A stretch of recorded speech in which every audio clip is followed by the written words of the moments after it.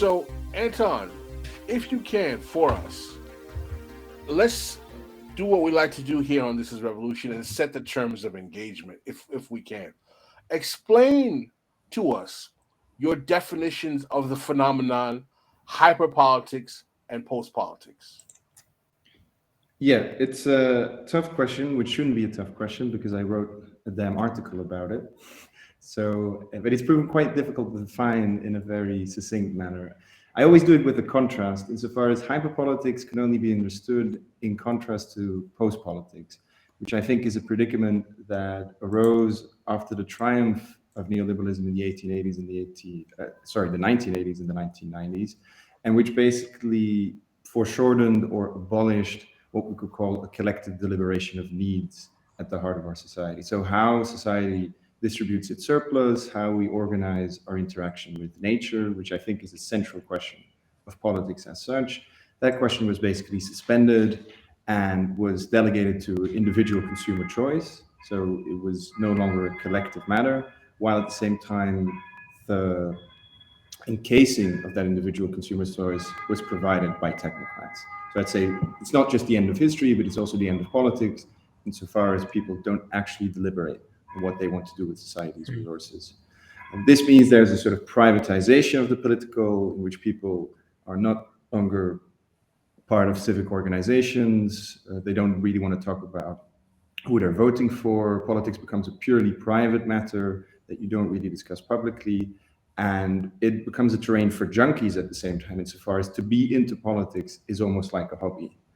It's not that people are naturally political or that they're born in a Christian or a socialist or any ideological family. It's just that politics is something you decide to be into, or you have to actively encourage yourself to be into it.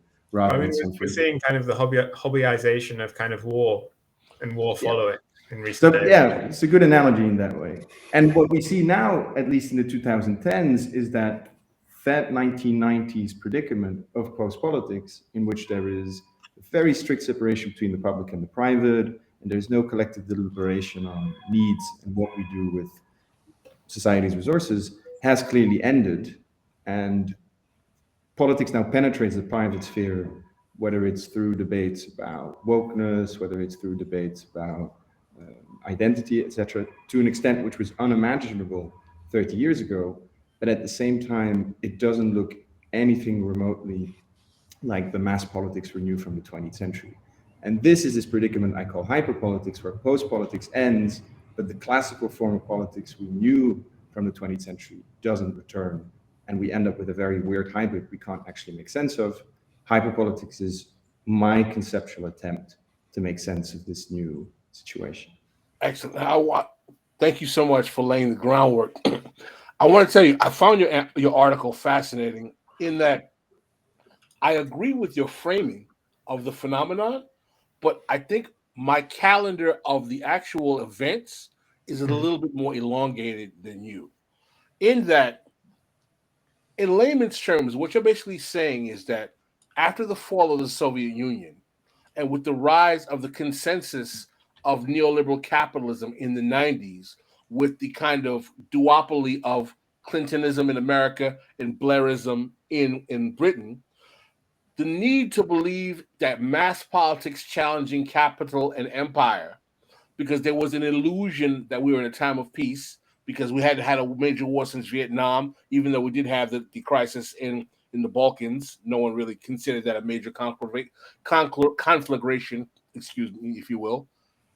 We entered a sense of quote-unquote post-politics. In other words, we were beyond the era of the New Left, of the 60s, where everyone was mobilized into protesting something. People were challenging something. And that we were in a period where there was no longer contestation. So if I'm correct, that's how you're defining the period of post-politics. Correct? Yeah, that's right. That's right. Although I'd be careful to say there was no consultation at all, insofar as you did have the GA protests. There were alter-globalization movements which tried to pose their own challenge to this new capitalist order. But that happened in a sphere of marginality, where it was very much happening at the margins, which itself testifies to that post-political predicament. So even the modes of contestation, that existed in that post-political era are themselves deeply anti-political products. My slight, I wouldn't say disagreement with you, or maybe I'm willing to be proven wrong. I would argue that the period of post politics starts earlier than that, and starts with the move into neoliberalism in the 70s, the fall away from the Bretton Woods Agreement, and the changing of American capitalism, maybe post Nixon. I would say with the rise of maybe Carter, we start to move into a kind of post politics era, because my argument is that the capitalist consensus of the ruling class starts before the 90s. I would argue it starts in the late 70s. And a good book on that, I've mentioned several times on the show, which I'm still reading, is Judith Stein's Pivotal Decade, which is about the 70s as well. So I very much agree with your post politics theory, but I would actually make the argument that the period upon which it begins probably starts with the neoliberal consensus in the late 70s. And I would argue that evidence of that in the 80s is that with the rise of the reactionary right in America, with the birth of Reaganism, there was not a lot of mass mobilization on a real serious scale to the Reagan Thatcher phenomenon at all. I would argue that in the terms of the context of traditional American political and Western political history, that was a rather apolitical era. I mean, that's definitely not true in the UK, though. Yeah, in the UK, it doesn't really hold. So I think you're very right to locate the point of departure for post-politics in the US a bit earlier, but the 1980s were an intense period of social strife and struggle in the UK. So if you look at the miners' strike, I will concede to you guys, my expertise is much more limited in the UK underground politics. So I will concede it. But I think in America, I love your framing. I think it's phenomenal. But I would extend it a little back to starting to the late 70s and going into the 80s as well. What are your thoughts on that? No, I would agree with it. I think we can reach a sort of meeting point where I'm willing to concede that the phenomenon I'm describing comes into its own in the 1990s and the 2000s. Like it achieves a degree of stability and hegemony it didn't quite have before. But in the 1970s, 1980s, and certainly as Judith describes in Pivotal Decade, or even in Still Running America, there are really signs that our collective deliberation of needs, or politics, is proving so difficult for American capital to accept.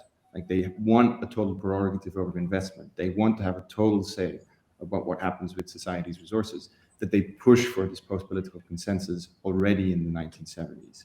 So it's only that in the 1980s that it's victorious, or that it achieves a degree of stability it didn't have before. So on that basis, where do you think the kind of transition to hyperpolitics begins? Like 2008 with Obama, or something like this, or? That's a good question. I don't think I'm comfortable demarcating it that explicitly in 1 year, but I think we definitely need to see it in the context of post-2008. That 2008 is the big bang of this hyper-political era. It's just that the fallout becomes visible. Yeah, fallout becomes visible with a lag. So you could say that 2016 was this sort of populist year insofar as Trump and both Brexit happened. I don't think that's a particularly interesting framing, because it seems as if the world was just doing fine before 2016. But I think post-2008 is a pretty, serviceable framing for what we're talking about. Well, listen, I if you guys don't mind, and I will, surrender to the will of majority.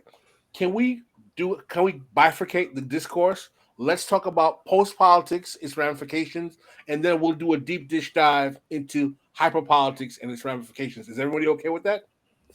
Or do you want to? I mean, I agree, and which is that you've talked about post-politics before, right, Pascal? I think well, the thing is though, post-politics. Let's do it again. We've got plenty of time. Post-politics is kind of a perennial theme of our show, the 50-year counter-revolution, if you will, or the 50-plus year counter-revolution. And Anton, if you're not familiar, our basic position on the show is that from 1968 forward, basically American politics, we could argue Western politics overall, but definitely American politics, is a counter-revolution against the New Left and the New Deal Civil Rights Coalition of the 1960s, and that most of our framing of politics is an attempt to be a corrective against that particular period. I think as a scholar of political history as you are, we can make the argument that the rise of Brzezinski-esque trilateralism is a product of a reaction to the 60s, if you will. We definitely know with Reaganism that's definitely part of reaction. So our theory on the 50-plus year counter-revolution is that all of American, I would say maybe Western, but I really definitely American. I'm more confident saying that American politics in the post-68 period is kind of a counter-revolution against the New Deal civil rights era. And one of the reasons why I love your framing is that it gives a very nuanced breakdown of the evolution of the politics in that era. And I don't want you to, I'm not blowing smoke at you. I really love the way you frame the period in your show. And the only reason why I want to focus on post-politics, right, is that there's a period of transition that it's very easy. This is shocking for me to say. It's so easy to skip over today, but it seemed like it lasted forever when it was happening. 9/11 and the war on terror. It's like no one even remembers the quagmire of global geopolitics during that period of time and how traumatized the world was. And in the context of where we are today, even before the crisis in Ukraine, people just like bypass like what 9/11 and the war on terror meant. How would you categorize the Bush administration? And I know Blair was still kind of like on his tail end. The 9/11 war on terror period. How does that fit into your paradigm? Yeah, I think one way of periodizing it is that you have the post-history of the 1990s, where Fukuyama, as a prophet, declares the ultimate victory of liberal democracy. And then you have a sort of buoyant or triumphant era of post-history and post-politics. And then you also have a paranoid or anxious period of post-politics, which is mainly the 2000s. So the 1990s still had that sort of euphoric feeling that if everyone would just join in this global civil society, shorted by the market, peace between nations and between individuals was imminent. The Yugoslavian wars, of course, already threw that into sharp relief. It's just in 2000 that it's clear that utopia is completely untenable, or it becomes a paranoid utopia. But it's not as if any concrete alternative to it arises. And one of the interesting things with the marches against the Iraq War, which were still some of the biggest marches that were ever held in certain countries, and I think only the BLM marches of the last year, but not the year before, were actually bigger. But they pay testimony to a mode of protest and a mode of condensation that is numerically very impressive. You can rally a lot of people, but the organizational legacy, except for some coalitions, was quite weak. So if you compare that to anti-Vietnam protests in the 1960s and 1970s, it's just very clear that also, as with the civil rights movement, people join these protests as members of already established civil society. So you come as a delegate to the NAACP or from a union or, for example, with Bayard Rustin as a labor organizer. And that means that they're not just random gatherings of individuals. They're organizational meetings where several organizations rally their members. While in the 2000s with the Iraq War protest, and I think this has become even more explicit with the BLM protest, they're just random gatherings of people who don't have an organizational affiliation, who are not there in the name of a certain institution, but who just join because they agree morally with the cause of that protest. And this is obviously not a condemnation of it, but it pays testimony to a specific form of contestation, which is very limited, and which I think also encapsulates the post-political era or its strength very well. Thank you for watching. Please don't forget to hit like and subscribe on your way out. You can catch the live stream of This Is Revolution every Tuesday through Thursday at 6 p.m. Pacific Time and Saturday, 9 a.m. Pacific Time. This is Revolution.